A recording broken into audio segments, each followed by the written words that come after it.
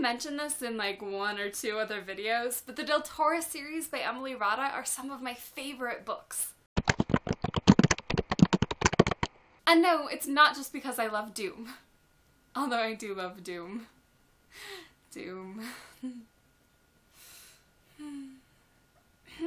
When I was in elementary school, I attended a book fair. In case you're not already aware, book fairs are the coolest thing in the world, and they're the thing I miss most about being in elementary school. As I walked down the rows of books, a certain one caught my eye. It had a golden armored figure on it, and the title was Deltora Quest, and I was already intrigued.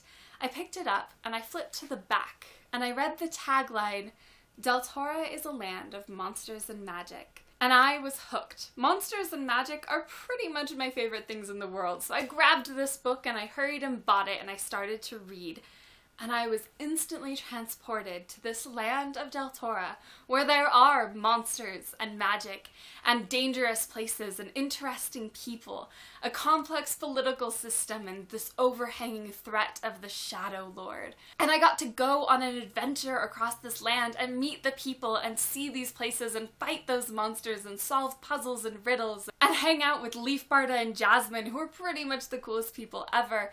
And I was entranced, and I still am. I love this book because of the adventure that it brought me, and the magic and the joy. When I read these books, I just get excited and happy because they're just so cool and full of hope and fun and things that I look for in my books. If you like a good quest story, I could not recommend these ones highly enough. They are just so fun and something exciting happens every single chapter. They are written for third graders, and thusly they are written for a third grade attention span, which is about what I have. I love the mythology of the world, I love the gems, I love the other magic that they use, I love all of the monsters, I love all of the cultures. If you're a writer and you struggle with world building, I highly recommend these books because they show how to develop different cultures that all make sense. They have origin stories that work, and it's so fascinating and so much fun to explore. When I was a kid, I would act out these stories with a friend of mine. I would play Jasmine and he would play Leaf, and we would go on these adventures. These books lend themselves to that. They're the types of books that really open your imagination and let you go on the journey with the characters. I just cannot recommend these books highly enough. They are fun and they are magical and they are beautiful. And have I mentioned that I love them? 'Cause I do.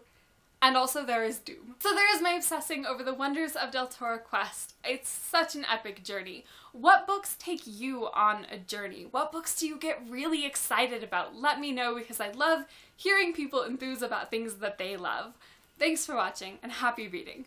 Thagan gulps her favourite food. In her cave with all her brood. Hot, tot, gin, jod, firefly, zanzod, pick, snick, lun, lod, and the dreaded Ichabod. Each child holds a slimy toad. On each toad scorn 2 fat grubs. On each grub ride 2 fleas brave. How many living in Thagan's cave? And I got to go on this adventure across this beautiful land of forests and swamps and... Is there swamp? It's not really a swamp. And they're just so fun. Have I said fun enough times? Because they're just fun. I mean, there's brainwashing and so much drama and complex characters and you're not sure who to trust, and even some of the good guys have really bad traits and some of the bad guys have so much more to them. As fangirl feels of our character whose name I can't say because you're not supposed to know he's a good guy. I just love these books. I can't say it enough times.